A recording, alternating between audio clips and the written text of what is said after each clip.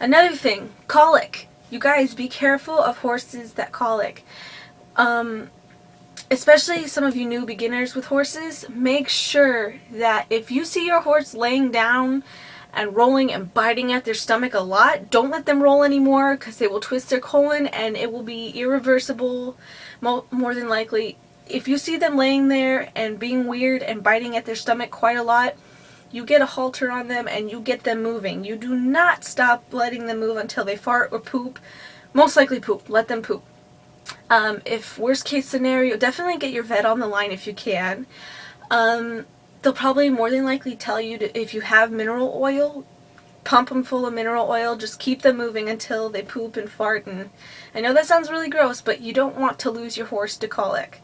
Okay? Because horses, since they're ground feeders, they inhale and they get a lot of dirt in their colon and everything. Make sure you're giving them, I think it's called psyllium. I might be wrong. It's to help prevent sand colic. It cleans out their colon and it's good for them. And make sure, that you take good care of that, because colic is a really big killer of horses, and I hate seeing horses go because of colic. It's something that could be really easily averted. So if you can avert it, definitely, those are some tips of mine. Because I had a horse start to colic on me, and it was my horse, my pride and joy, and I freaked out. It was like midnight. I was weird. I like to stay out in the stables with my horses like all night and just listen to them eat and chew. It's just calming.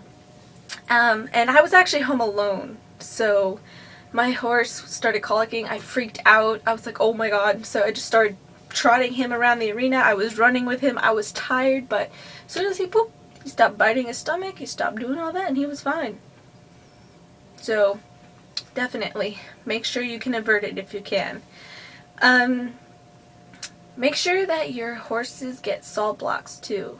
If you don't live in an area where salt is high or whatever, horses need salt. Salt is like a big factor in horses. So get them salt licks. They're these blocks. They just lick it. And that way they get the minerals that they need. Also, you can get them mineral You can get them mineral blocks. I know my horses love them. They used to actually just take chunks out of it and eat it. Excuse me. And another thing, don't always feed your horse just alfalfa hay, because it'll make your horse high strung, very high strung. Also, don't feed your horse oats in the summer, because oats make horses' body temperatures like rise, and they can overheat, especially in the summer. And if you're like me and you had horses in Arizona, it's like a big factor. You definitely don't want to give your horses oats during the summer, or if you're just in a really hot climate. Normally, what I fed my horses, it was just pellets and a flake of half alfalfa, half Bermuda hay, and that seemed to be pretty good for them. They didn't go nuts or anything. That was their diet. For my older horse, we gave her glucosamine though, because her joints, they hurt. Definitely, if you have older horses that start bucking and you know that they don't buck that much, definitely check out glucosamine, because it'll help. Like, seriously, our horse Mandy, she would buck all the time, and she didn't used to really do that. We used to put our 2-year-olds on her, so we trusted her, and she started getting grouchy and bucky, and so we had a vet, routine checkup or whatever, and they were like, well, she's arthritic. How old is she? She was like 20 something, so they were like, yeah, you need to check out glucosamine. We did. She stopped being such a pain in the butt. So definitely, if you have arthritic horses, do that. Also, clean their feet as often as you can. cleaning feet is important because you don't want them to get like navicular, you don't want them to get thrush, because thrush can turn into all kinds of stuff, and then your horse will go lame, and then you're going to have to put your horse down, and you don't want to do that, right? So make sure you clean their feet. That's very important. And if they do start getting kind of stinky in the frog, the V, just get this, I forgot what it was called, and I feel so bad because I want to tell you guys, but I can't remember what it's called, but it smells really bad, the stuff.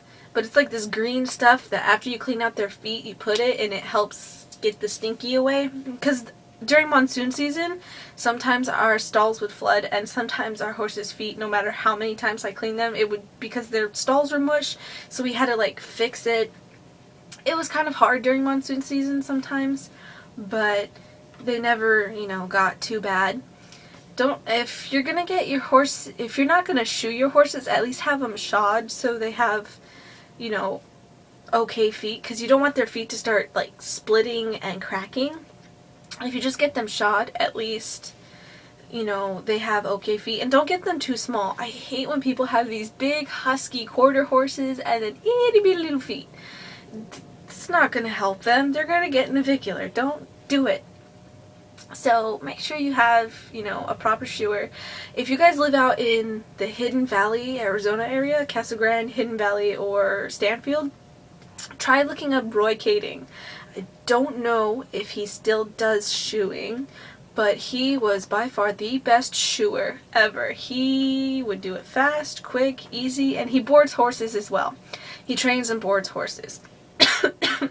He's just a great guy. Really nice, great at shoeing, amazing. So, I don't know if he still does house calls or anything like that, or if you have to bring your horse to him now. I'm not sure, because I know that he had an accident where he got kicked by a horse and he didn't go to the hospital and he had to get helivac'd to the hospital. He flatlined twice, but he's okay now. But he still does, I mean, like me, doesn't matter how many times you get injured, you're still gonna work with your horse. So this video is really, really long, and I'm so sorry. Most of you probably won't even watch it because I'm talking so much. But it was just, I wanted to share my experiences and some tips I have on horses. And you guys let me know if you guys have any tips or whatever. Definitely leave them in the down box. Or, not the down box, the comments below. Don't forget to rate, comment, and subscribe. And I will have new videos up later, because I'm going to do a tutorial here in a little bit, so that will be fun, right? Probably not, because I talk too much. Okay, so see you guys, and I'll have a new video up soon. Bye bye.